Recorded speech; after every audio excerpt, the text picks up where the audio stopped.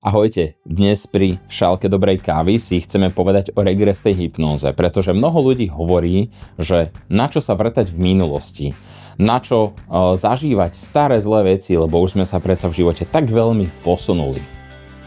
Ja vám to ukážem s touto šálkou kávy. Predstavte si, že máte fakt dobrú šálku kávy.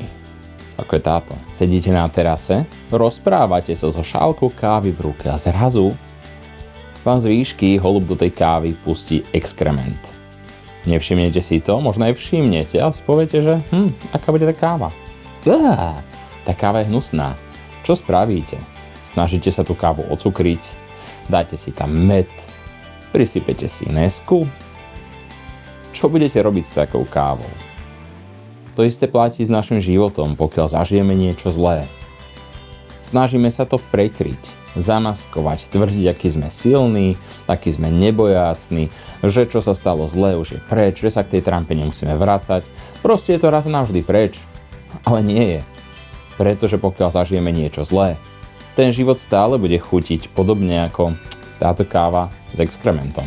Čo preto máme spraviť, aby opäť chutila lepšie? Jednoduchú vec, musíme ju vyliať.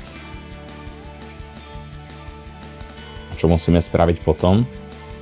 Spraviť si novú dobrú šálku kávy. Pretože len vtedy tá káva opäť bude chutná. Rovnako v našom živote. Potrebujeme sa tej traumy zbaviť, spracovať si ju, precítiť ju a raz a navždy sa jej zbaviť. Prestať ju potláčať, prestať ju maskovať, prestať fingovať, že tam nie je. Raz a navždy sa jej zbaviť a potom život opäť začne chutiť. Ako táto dobrá káva. Tak čo? Dáva to zmysel?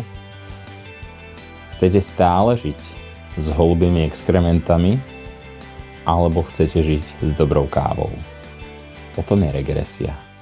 Poďte do toho.